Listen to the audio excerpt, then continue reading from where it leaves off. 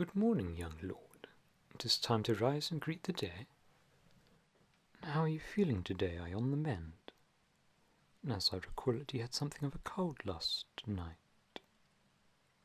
Now, I am pleased to see you in such good health once more. Now, would you care for a cup of tea to start the day, my lord? Of course, young master. This morning we have an Earl Grey from Fortnum and Mason, named, of course, after the British Prime Minister of the 1830s with the same name. But you already knew that, didn't you? And after all, this is one of your favourite blends, if I remember correctly. I must say it does have an impeccable taste. The harmony of rich black tea leaves with the stimulating oil of bergamot is positively divine. Now, if you'd allow me to pour it for you, my lord. I use the silver tea strainer to assist me. This will ensure your cup is scrupulously clear.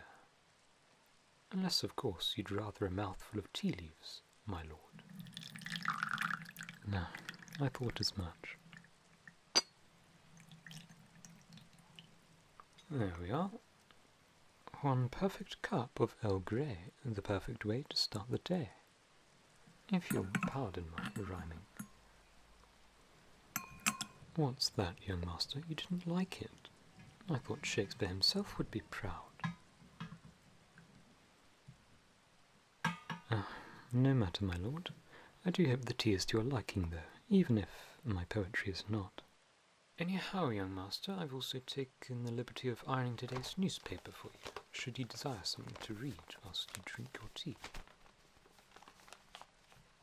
As for today's breakfast, we have a ham and grapefruit salad, lightly poached salmon, a soup of lightly roasted root vegetables, and some flaky croissant. Once you actually leave your chambers, that is. Indeed it is rather dreary and rainy today, my lord, but we mustn't let that hinder our productivity. After all, a busy schedule lies ahead of us, as usual. Now, if you'd allow me to go over it whilst I dress you. Very well, my lord.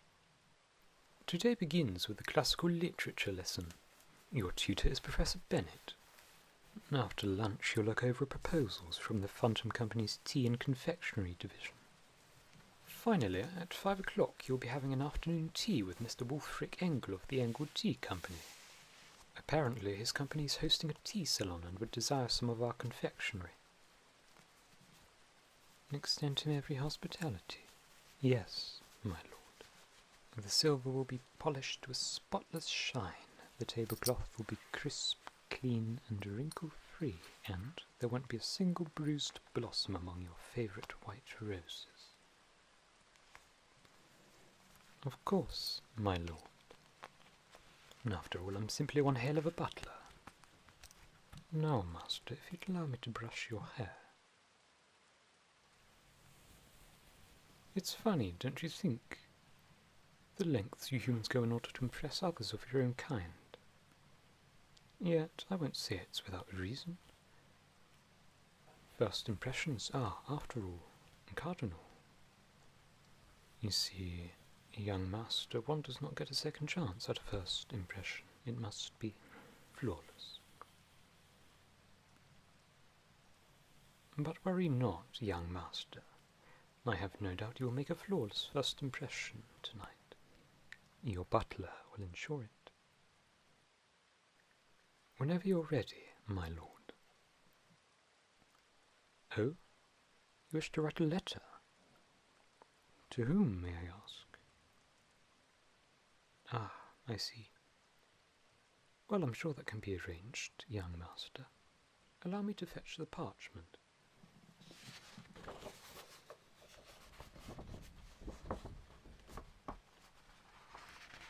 Ah, I ought to take these gloves off for the time being. Wouldn't want to soil them with ink now, would I? What kind of a butler would I be if I couldn't clean up after myself?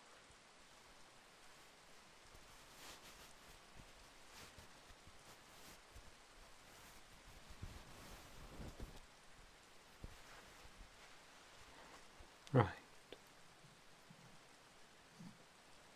What is it that you wish to write down?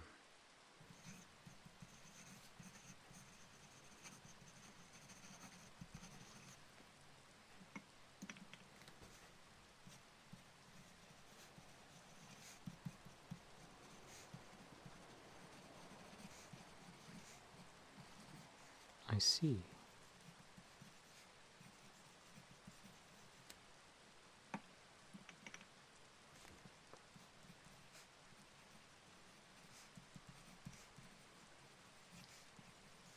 How would you like me to sign it off? Very well.